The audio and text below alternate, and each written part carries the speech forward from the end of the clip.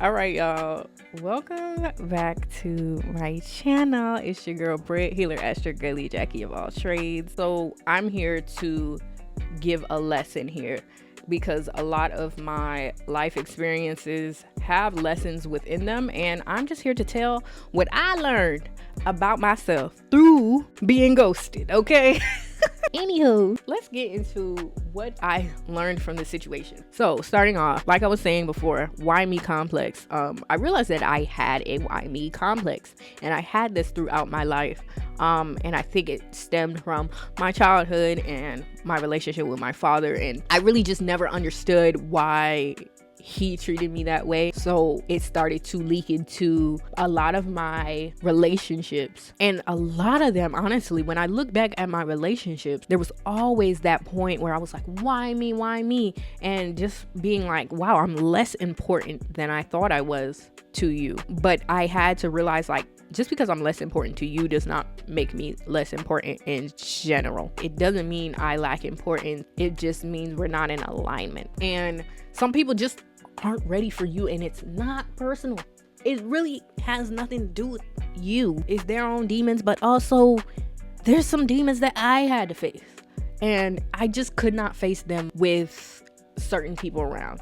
And these things that transpired allowed me to face the things that I needed to face, although I did run for months on months. Because let me tell you something, those months after that whole blocking situation were very hard months for me. Like, I was very self-destructive. I threw my body at people that did not deserve it. I didn't gain too many bodies now, though. I'm talking like I was on a marathon run, but I definitely did stuff with people, or wanted to do stuff with people, just to do something, just to have something, just to feel some sort of closeness, and it had no meaning behind it. And I wanted there to be meaning, but it was like, you can't force a meaning with people. Like, what are you doing? And so, like, it ended up putting me in a place where I had to be celibate, and I was celibate for like 2 years, and I didn't date for 2 years after that same year that this happened. So he did a number on me, man. And I think that that's where my resentment for him still stems, is the fact that he was able to do a number on me. However, I do have to take responsibility in terms of my own emotions and my inability to process them, and I can't blame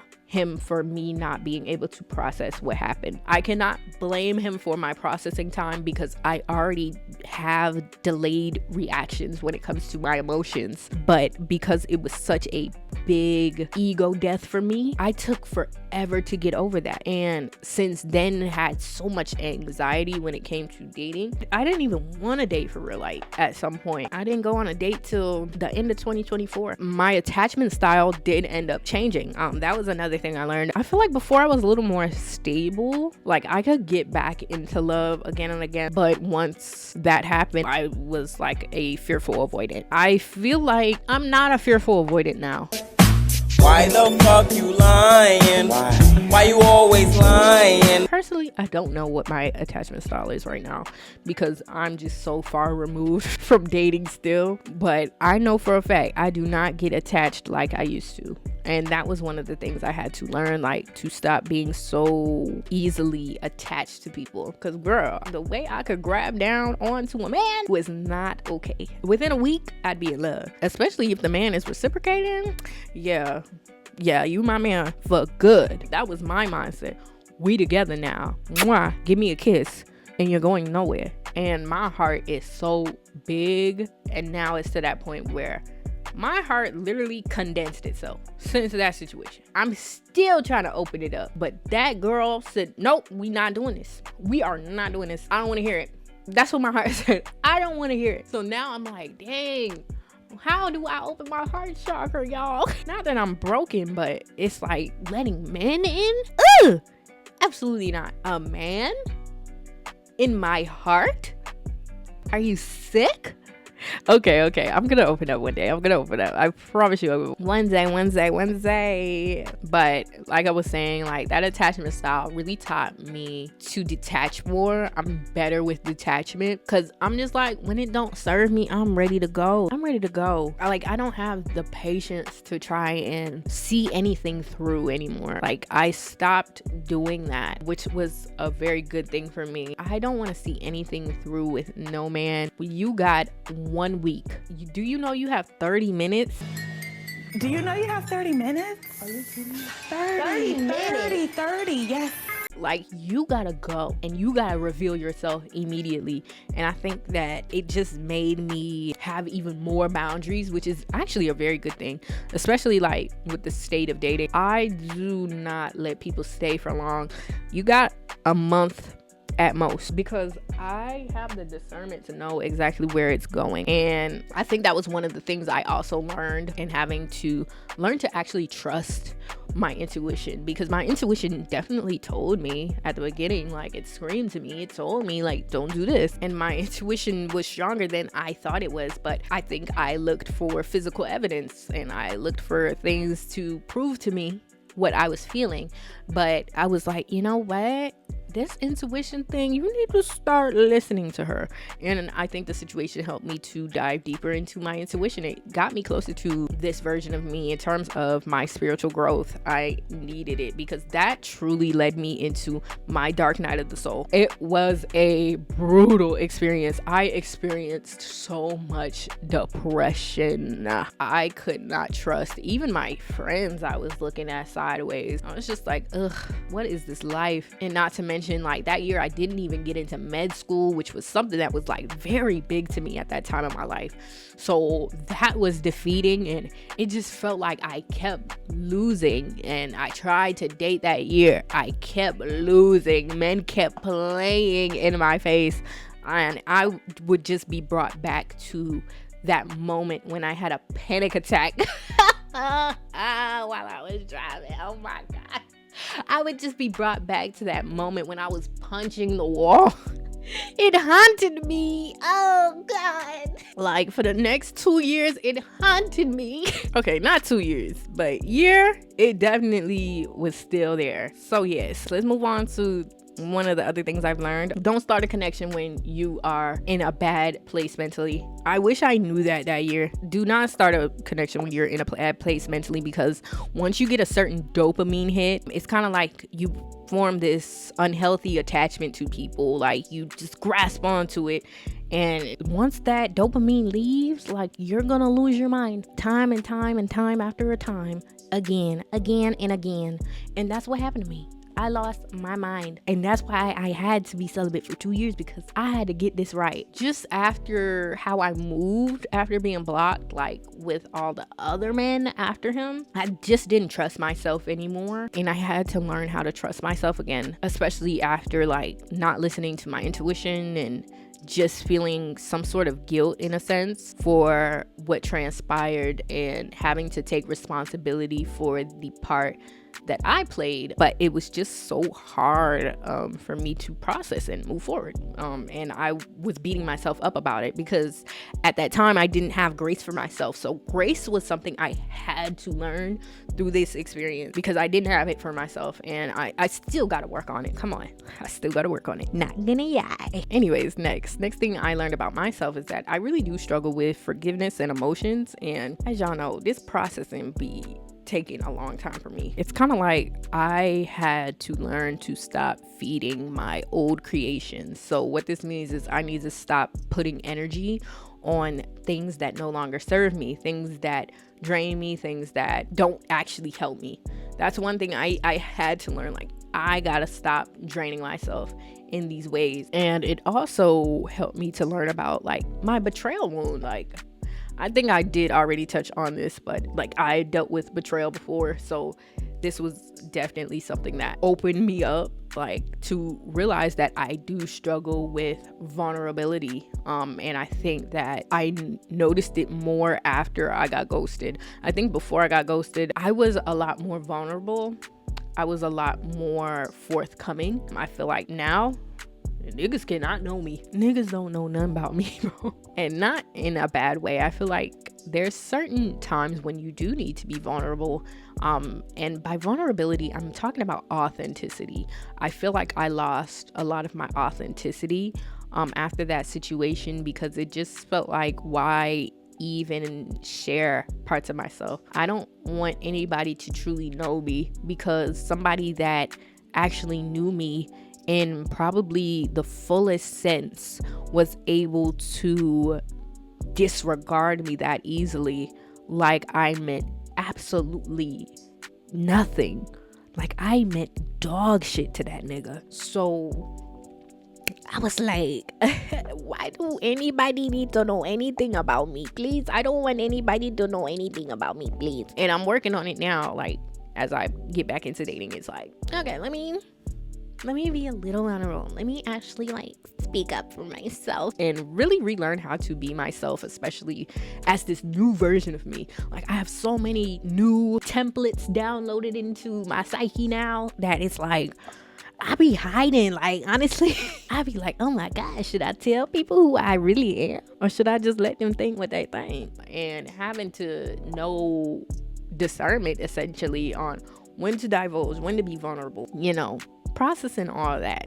But yes, I learned how to build myself up. I think that was one of the biggest things I learned. I learned how to build myself up from essentially nothing. I didn't know who I was at that point. Dark night of the soul, ego death. I was a chicken with my head cut off. Like, that's the energy I felt. I learned how to build myself back up, which is a great. I love that. I learned how to do that. I learned what inner work was, and I started journaling that year, and I really finally started processing some of my childhood trauma, which you could say is really the root of all of my evil.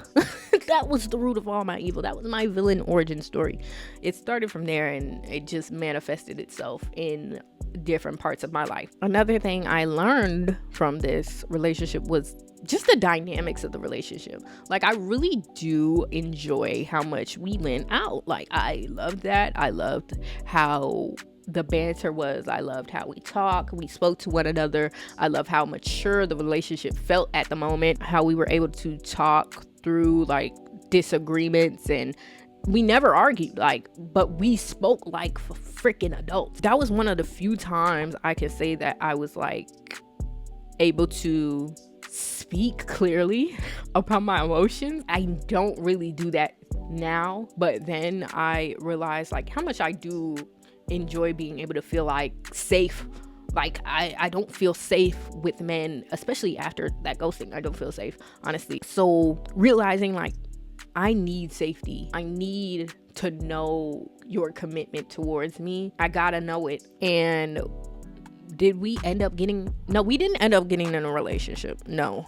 He was talking about asking me out, and I honestly prolonged it. I told him like, how about we wait?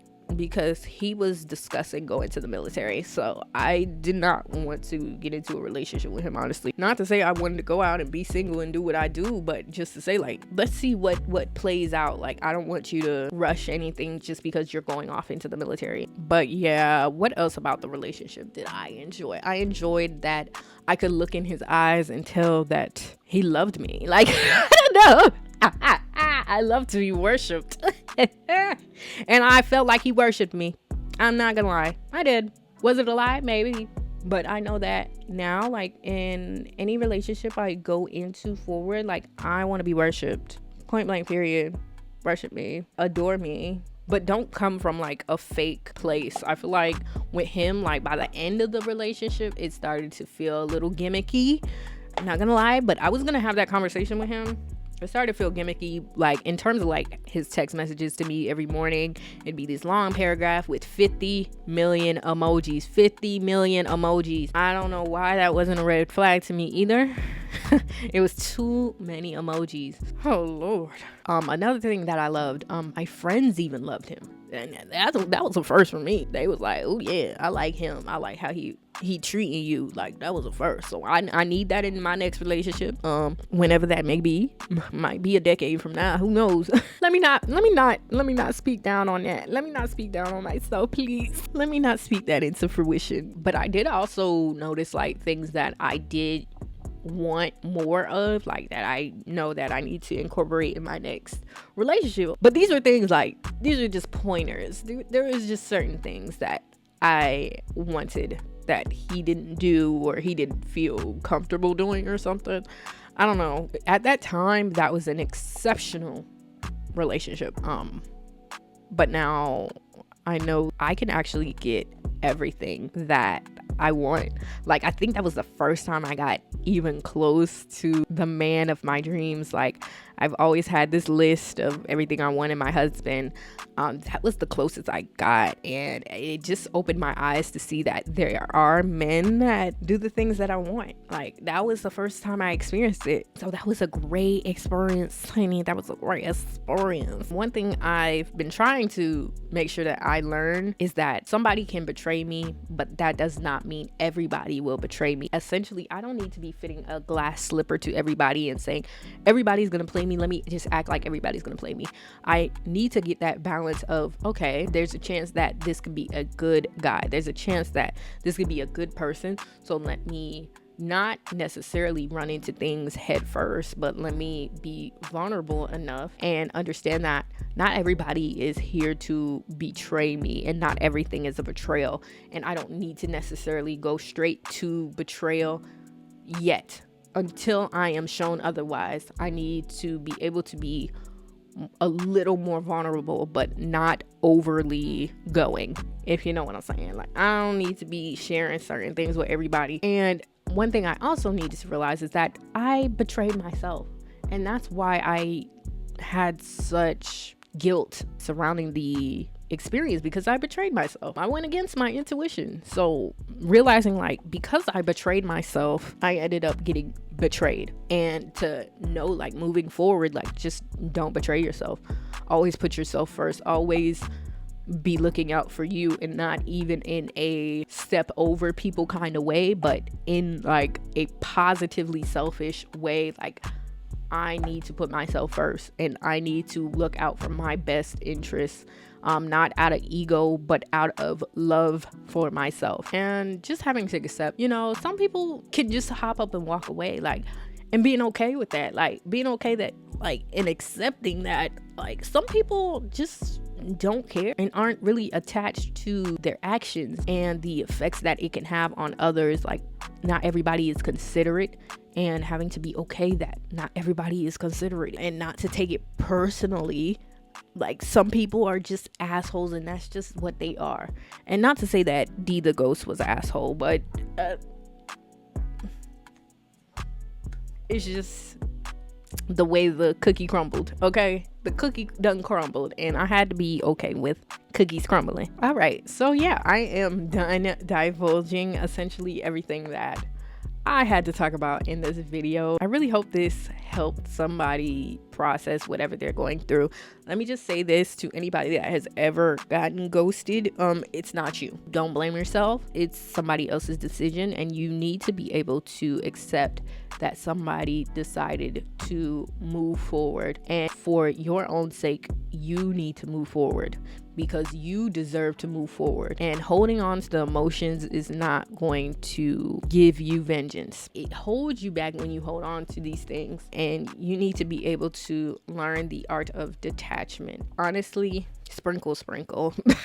If you're going through anything like this, go ahead, leave a comment below. I'm really sorry if you've ever gotten ghosted. It's not right. When you've built a connection, ghosting is not right. When it comes to, like, when you first start dating, getting ghosted, it is what it is. I don't really care about that one. Because if we're not compatible, sometimes things don't need to be said, because yeah, I'm finna bounce. But when it comes to, you formed a connection, you've gotten to know somebody, all that stuff, ghosting, not okay. Once you start telling somebody you love them, do not block them. Have a conversation. Let's be clear. Please just refrain from forming deep connections and blocking people. That is just a sick thing to do. I don't wish that on nobody. I might wish that on my enemy, but I don't got no enemies. Like I said, anybody going through the healing process, I send you so much love. This is a lot of healing to do, and I don't want you to carry this into your next relationship like I did, because I self-destructed a lot of things, and nobody deserves to move like that. Honestly, you don't deserve to be a danger to yourself. You don't deserve to exclude yourself from love. You're so deserving of love. You still deserve love. So always keep that in mind. You are so deserving of love. So move forward with discernment, and just remember to never betray yourself. Always look out for those red flags. I don't believe in giving men chances just because we see the history of men.